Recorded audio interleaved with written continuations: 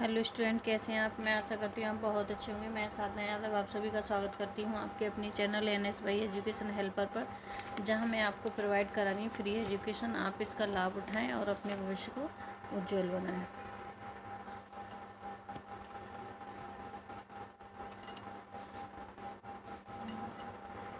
हम पढ़ रहे हैं हिस्ट्री, घटना चक्र, पूर्वालोकन। और हमने आज का जो हमारा टॉपिक है वो 6ठी सदी ईसा पूर्व राजनीतिक दशाएं। बौद्ध ग्रंथ, इसके पहले शॉर्ट नोट देखेंगे, उसके बाद हम इसके PYQ देखेंगे। ठीक है। बौद्ध ग्रंथ अंगुत्तर निकाय से ज्ञात होता है गौतम बुद्ध के जन्म के पूर्व प्राचीन भारत 16 बड़े राज्यों में विभाजित था। इन्हें 16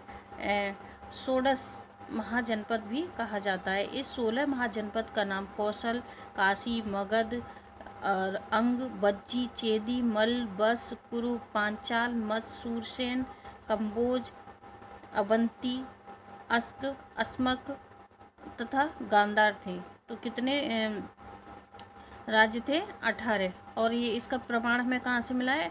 अंगुत्तर निकाय, जो बौद्ध ग्रंथ, क्या है? बौद्ध ग्रंथ है। जो दूसरा हमें इसका प्रमाण मिला है वो मिला है हमें जैन ग्रंथ भगवती सूत्र से। ठीक है। तो जैन ग्रंथ भगवती सूत्र में भी इन 16 महाजनपदों के नाम मिले हैं। तो जो 16 बड़े राज्यों के नाम हमें कहाँ से मिले हैं? 16 जो महाजनपद थे, एक तो अंगुत्तर निकाय से मिले हैं जो बौद्ध ग्रंथ है, और दूसरा भगवती सूत्र जो जैन ग्रंथ है, इनसे मिले हुए हैं। इससे कुछ इनमें से कुछ नाम भिन्न दिए गए हैं। 16 महाजनपद के नाम, अब देखो, ये जो हमने अभी पढ़े थे वो अंगुत्तर निकाय के अनुसार थे। अब भगवती जो सूत्र है उसमें थोड़े अलग नाम दिए गए हैं, उनको देखते हैं। अंग, बंग, मलय, अच्छ, बच्छ, वत्स, मह, मगध, मालव, कोच, लाड, मोली, मल्ल, कौशल, काशी, पाड, संभुत्तर, सुमहोत्तर, अबाह, बज्जी, ये दिए हैं 16 महाजनपदों के नाम। ठीक है। बिहार के वर्तमान भागलपुर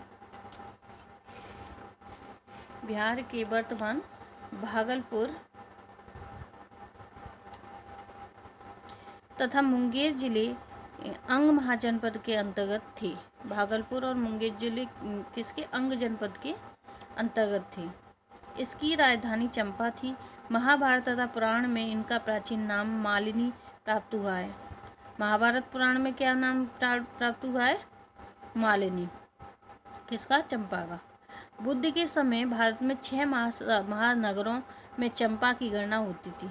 बुद्ध के समय 6 महानगरों में किसकी? चंपा की गणना थी। महापरिनिर्वाण सूत्र में इन 6 महानगरों के नाम प्राप्त हुए हैं।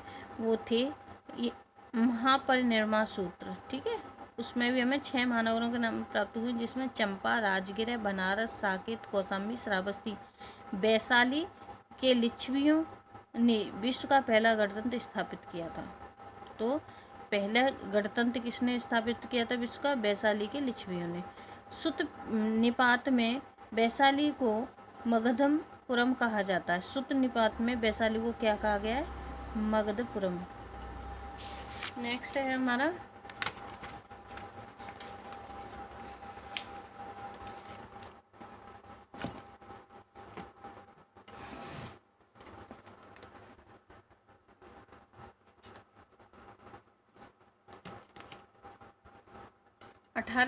जो 16 जनपद थे उनके नाम दे रखे हैं, और कौन सा कहाँ पर है ये भी दे रखा है।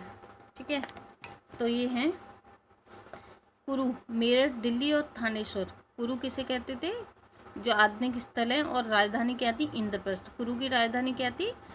इंद्रप्रस्थ थी। और अभी का जो स्थान है, आधुनिक स्थल कौन सा है? मेरठ, दिल्ली और थानेश्वर को मिला के कुरुक्षेत्र कहा जाता था। पांचाल, बरेली, बदायूं, फरुखाबाद आदि जिले मिले थे। ठीक है। पांचाल में कौन थे? बरेली, बदायूं, फरुखाबाद आदि जिले थे, और इसकी राजधानी थी अहिच्छत्र तथा कापिल्य।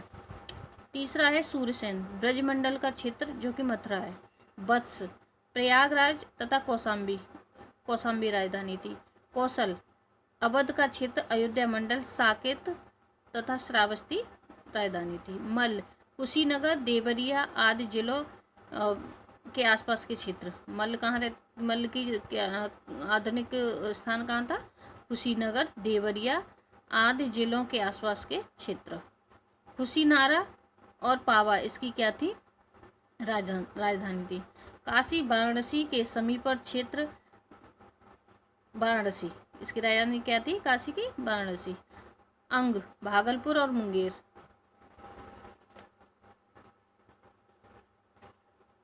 अंग भागलपुर, मुंगेर और राजधानी चंपा। मगध पटना, नालंदा, गया आदि जिले। राजधानी गिरिब्रज या राजगृह। बज्जी वैशाली, दरभंगा आदि जिले, बिहार, नेपाल का मिथिला क्षेत्र। इसकी राजधानी क्या थी? वैशाली। बज्जी की राजधानी वैशाली। चेदी बुंदेलखंड क्षेत्र का पूर्वी भाग, निकटवर्ती क्षेत्र। सुक्तवती चेदी की राजधानी सुक्तवती। मत्स्य में आता था जयपुर, अलवर, भरतपुर। जयपुर, अलवर, भरतपुर मत्स्य में आता था और राजधानी है विराटनगर। अस्मक नर्मदा नदी, गोदावरी नदी घाटी का मध्य क्षेत्र। नर्मदा से लेके गोदावरी के बीच का जो मध्य क्षेत्र था वो सारा अस्मक के अंतर्गत आता था। और पोर्टल या पोर्टली इसकी राजधानी थी। 14 है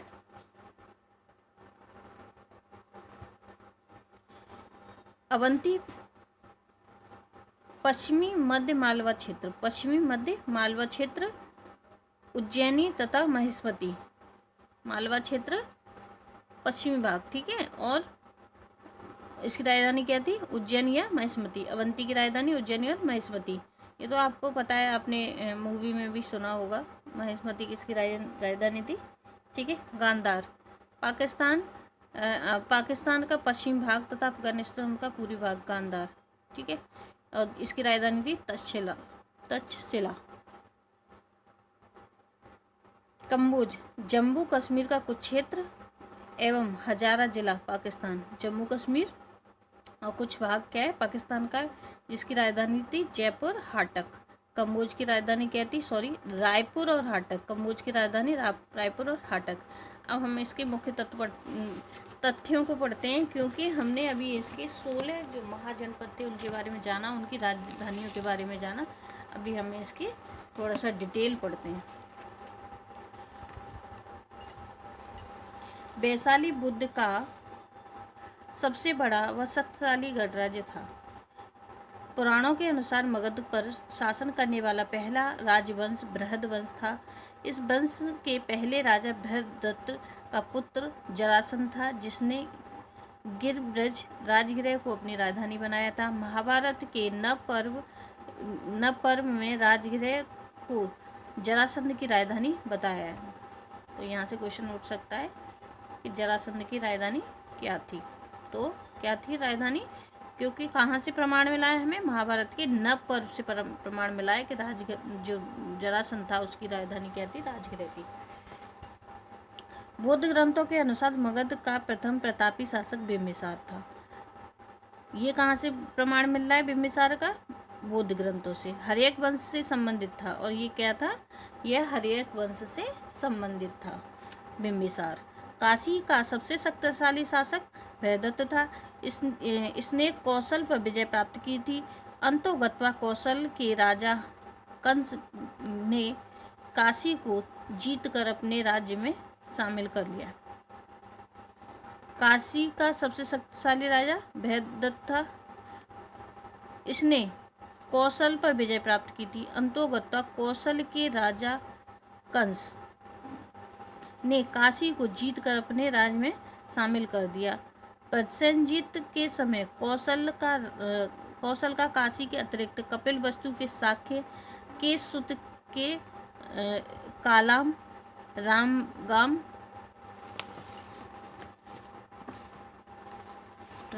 के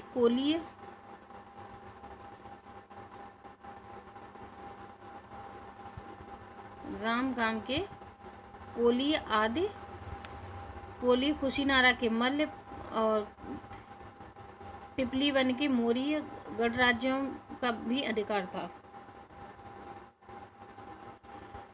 संयुक्त निकाय के अनुसार प्रसेनजित 5 राजाओं का एक गुट था का नेतृत्व करता था। महाकाव्य काल कौशल राज्य की राजधानी अयोध्या थी। कौशल के प्रमुख नगर श्रावस्ती और अयोध्या थे। बुद्ध काल में कौशल के 2 भाग हो गए। उत्तरी भाग की राजधानी श्रावस्ती, दक्षिणी भाग की राजधानी साकेत थी। उत्खननों के आधार पर ज्ञात हुआ है कि प्राचीन श्रावस्ती का नगर विन्यास अर्धचंदाकार था। पूर्वी उत्तर प्रदेश के कुशीनगर, देवरिया आदि जिले के निकट क्षेत्रों में मल्ल महाजनपद स्थित था, जिनके 2 भाग थे। एक की राजधानी पाबा फजीलनगर या उस्मानपुर, आज पाबा को कहते हैं, ठीक है, वर्तमान में, तथा दूसरा था कुशीनारा कस्याबी। 6ठी शताब्दी ईसा पूर्व आधुनिक बुंदेलखंड के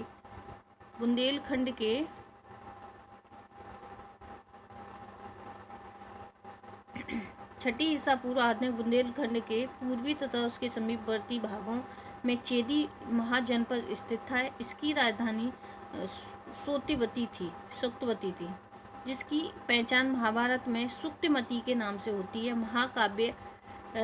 महाकाव्य काल में चेदी का शासक शिशुपाल था, जिसका वध कृष्ण द्वारा किया गया। प्रयागराज एवं कौशाम्बी जिले के आसपास के क्षेत्र वत्स महाजनपद स्थित था। विष्णु पुराण से ज्ञात होता है कि हस्तिनापुर के राजा निच्छु ने हस्तिनापुर के गंगा के प्रवाह में बह जाने के बाद कौशाम्बी को अपनी राजधानी बनाया था। बुद्ध काल यहाँ पौरव वंश का शासन था। यहाँ का शासक उदयन था। बौद्ध भिक्षु पिंडोला ने उदयन को बौद्ध मत शिक्षा दी थी।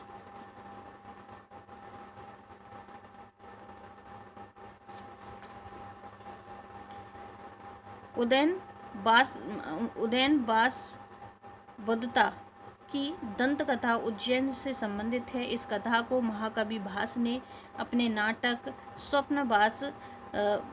स्वप्नवास बदंतम में वर्णित किया है। गुरु महाजनपद मेरठ, दिल्ली, थानेश्वर के समीपवर्ती भूभाग स्थित था। महाकाव्य काली हस्तिनापुर नगर इसी राज्य में स्थित था। बुद्ध के समय यहाँ का राजा कौरव था। पांचाल महाजनपद आधुनिक रोहिलखंड क्षेत्र के बरेली, बदायूं, फर्रुखाबाद आदि के जिलों से मिलकर बनता था। आरंभ में इसके 2 भाग थे। उत्तरी पांचाल की राजधानी अक्षेत्र तथा दक्षिणी पांचाल की राजधानी कामीपल्ले थी। पांचाल महाजनपद के अंतर्गत कान्यकुंज का प्रसिद्ध नगर स्थित था। पांचाल जनपद की सीमाएं हिमालय के तटवर्ती तलहटी से मिलकर दक्षिण के चंबल नदी तथा पूर्व के कौशल व पश्चिम में कुरु जनपद से स्पर्श करती थी। पांचाल मूलतः एक राजतंत्र था, किंतु ऐसा प्रतीत होता है कि कौटिल्य के समय यह एक गणतंत्र हो गया था। मत्स्य महाजनपद राजस्थान के जयपुर क्षेत्र से बसा हुआ था।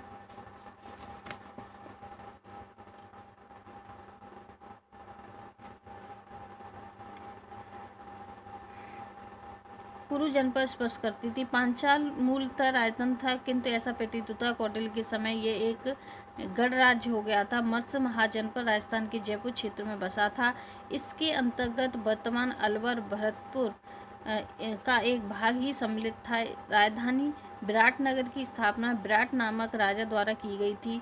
शूरसेन महाजनपद आधुनिक ब्रजमंडल क्षेत्र में बसा हुआ था। इसकी राजधानी मथुरा थी। प्राचीन यूनानी लेखक इस राज्य को सूरसेनोई तथा इसकी राजधानी को मैथुरा कहते हैं। अस्मक महाजनपद नर्मदा तथा गोदावरी नदी घाटी क्षेत्र के मध्य में था। अस्मक महाजनपद कहाँ पर था? नर्मदा और गोदावरी नदी के मध्य में। महाजनपदों में केवल अस्मक ही दक्षिण भारत में स्थित था। अवंती महाजनपद पश्चिम व मध्य मालवा क्षेत्र में बसा हुआ था।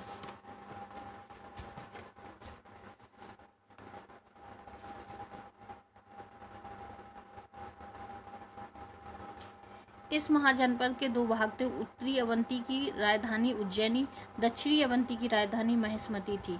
गौतम बुद्ध के समय राजा प्रघोत था। बिम्बिसार के समय मगध के साथ प्रघोत के संबंध मैत्रीय थे। प्रघोत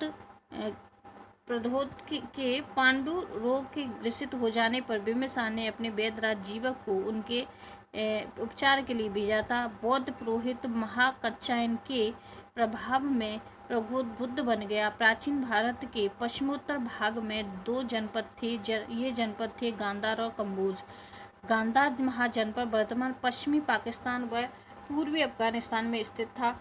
रामायण से ज्ञात होता है कि तक्षशिला नगर की स्थापना भरत के पुत्र तक्ष ने की थी। गांधार महाजनपद का दूसरा प्रमुख नगर पुष्कलावती था और कौटिल्य ने कम्बोजों को वार्तास्त्रोय जीवी संघ अर्थात पशुपालन, कृषि, वाणिज्य एवं शस्त्र द्वारा जीविका चलाने वाला कहा। प्राचीन समय में कम्बोज अपने श्रेष्ठ घोड़ों के लिए विख्यात था।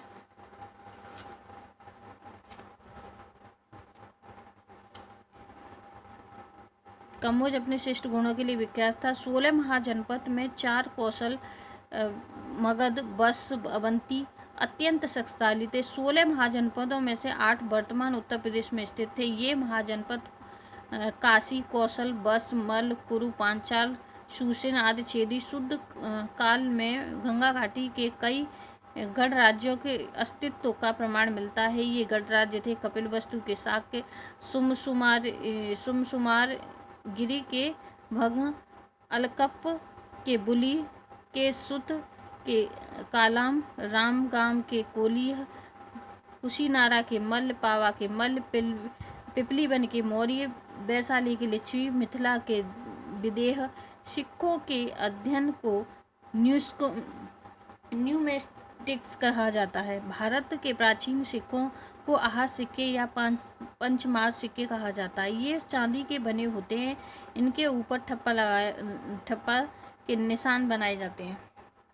मैं इन सब पॉइंट्स को इसलिए एक्सप्लेन नहीं कर रही हूँ कि मैं इतना सोच के बैठी हूँ कि आप लोग, क्योंकि एग्ज़ाम हमारा आज से 18 दिन बाद ही एग्ज़ाम है, तो मुझे लगता है कि आप सभी ये टॉपिक पढ़ चुके होंगे। केवल आपको एक रिवीजन की ज़रूरत है। तो मैं इसको ऐसे ही पढ़ती चली जा रही हूँ, आप इसको सुनें और समझें, क्योंकि मैं वर्ड्स को क्लियर कराऊंगी तो ये कंप्लीट भी नहीं हो पाएगा।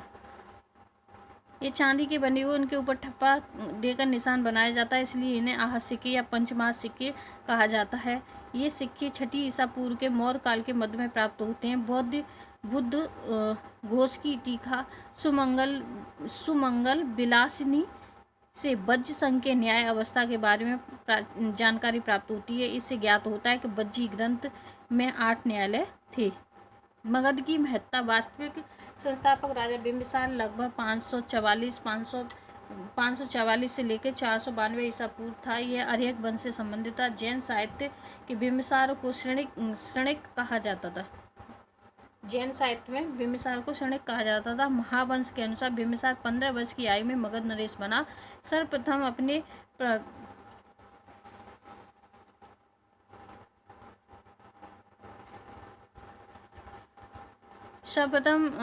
इतने प्रमुख राजवंशों के साथ वैवाहिक संबंध स्थापित किए, अपनी स्थिति सुदृढ़ की। इसने लिच्छवी गणराज्य के साथ साथ चेटक की पुत्री चेलना या छलना के नाम से के साथ विवाह कर मगध की उत्तरी सीमा सुरक्षित की। दूसरा प्रमुख वैवाहिक संबंध कौशल नरेश प्रसेनजीत की बहन महाकौशला के साथ विवाह किया।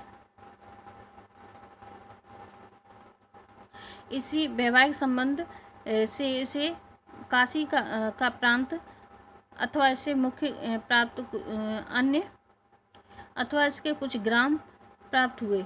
अन्य मुख्य वैवाहिक संबंध मध्य देश की राजकुमारी सेमा से किए।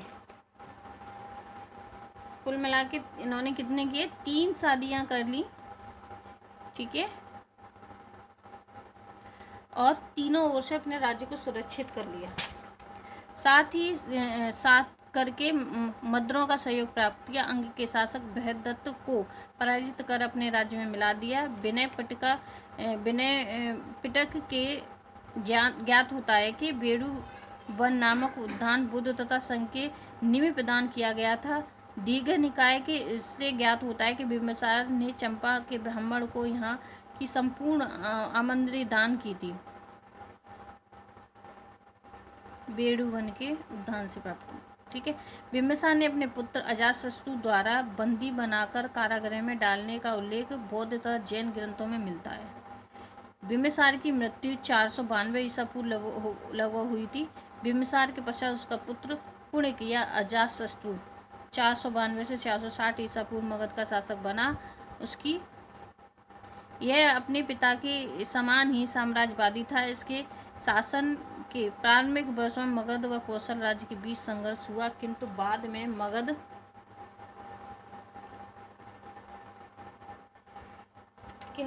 में मगध के शासक अजातशत्रु तथा कौशल के शासक प्रसेनजित के बीच संधि हो गई। प्रसेनजित ने अपनी पुत्री बाजरा का विवाह अजातशत्रु से किया। प्रसेनजित ने अपनी पुत्री बाजरा का विवाह अजातशत्रु से कर दिया। पुनः काशी के ऊपर अपना अधिकार स्वीकार कर लिया। पाटलिपुत्र की स्थापना अजातशत्रु के उत्तराधिकारी उदयन ने गंगा सोन नदी के संगम पर की। पाटलिपुत्र की स्थापना कहाँ पर की थी? गंगा और सोन नदी के संगम पर, जहाँ पर आज क्या है?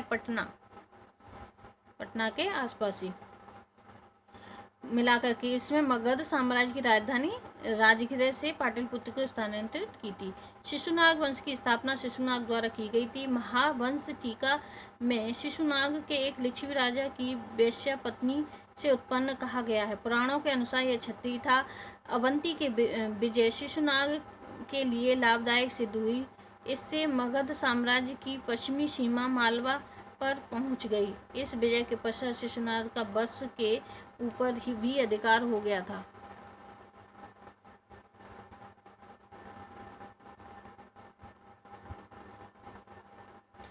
वंश पर अधिकार हो जाने से पश्चिम विश्व के साथ पाटलिपुत्र को व्यापार वाणिज्य के लिए एक नया मार्ग प्राप्त हो गया। शिशुनाग ने गिरिब्रज के अतिरिक्त वैशाली नगर को अपनी दूसरी राजधानी बनाई थी, जो बाद में उसकी प्रधान राजधानी बन गई। शिशुनाग ने लगभग 412 से 394 ईसा पूर्व शासन किया। महावंश के अनुसार शिशुनाग की मृत्यु के पश्चात उसका पुत्र कालाशोक राजा बना। पुराणों में कालाशोक का काकर वर्ण कहा गया है। कालाशोक ने अपनी राजधानी पुनः पाटलिपुत्र स्थानांतरित की। इसके अलावा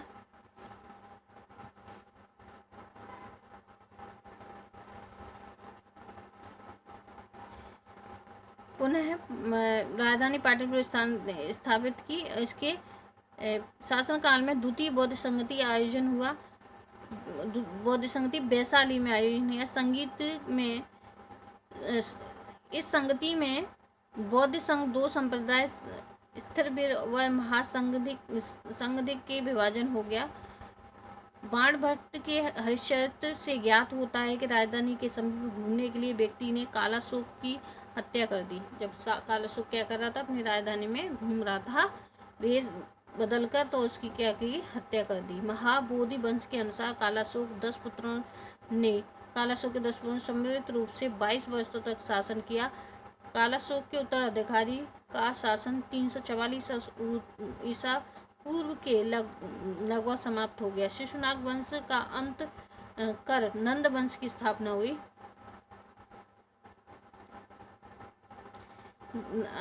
नंद वंश की स्थापना हुई। जिस व्यक्ति ने की वह व्यक्ति वर्ण से संबंधित था।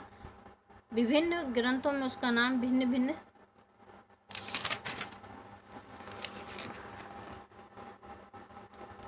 दिया गया है। पुराणों में महापद्म, जबकि महाबोधि वंश इसे उग्रसेन भी कहा गया है। महाबोधि वंश में इसे क्या कहा गया? उग्रसेन। पुराणों के अनुसार महापद्मनंद शिशुनाग वंश का अंतिम राजा या महानंदी की क्षुद्र स्त्री के गर्भ से उत्पन्न हुआ था। जैन ग्रंथ परिशिष्ट पर्वन के अनुसार यह नापित नाई पिता और वैश्या माता का पुत्र था। नंद वंश के कुल परिशिष्ट पर्वन के अनुसार क्या था, ये नापित और वैश्य, मतलब पिता नाई और माता कौन थी, वैश्य थी। नंद वंश के कुल 9 राजा हुए, इसके कारण नव वंश भी कहा गया। महाबोधि वंश के अनुसार इनके नाम हैं उग्रसेन, पंडुक, पंडुगति, भूतपाल, राष्ट्रपाल, गोविसाडक, दसिद्धक, कैवर्तक, घनानंद। ये 9 शासक थे। अब बौद्ध साहित्य के अनुसार बिम्बिसार से नंदों तक के राजाओं का शासनकाल, ये एक ग्राफ दिया है कि किस प्रकार से राजाओं ने शासन किया। तो सबसे पहले हरेक वंश में 444 से 412 ईसा पूर्व तक किया था। तो उसमें बिम्बिसार ने जो शासन किया था वो किया था 544 से 592 ईसा पूर्व तक। फिर अजातशत्रु ने 492 से 460 ईसा पूर्व तक। फिर उदयन उसके उत्तराधिकारी ने 460 से 412 तक। फिर आ गया शिशुनाग वंश। शिशुनाग वंश 412 से लेके 394 ईस्वी तक। और 412 से फिर काकड़ वंश, जिसे काला शोक बोला था, ठीक है, उसका टाइम है 394 से 366 ईसा पूर्व। काकड़ वंश के 10 पुत्रों ने राज्य किया 366 से 344 ईसा पूर्व। उसके बाद किसका नंद वंश आया। नंद वंश ने महापद्म नंद उग्रसेन 344 से 221 ईसा पूर्व तक, 344 से 221 ईसा पूर्व इसके 8 पुत्र ने, ठीक है। अब नेक्स्ट है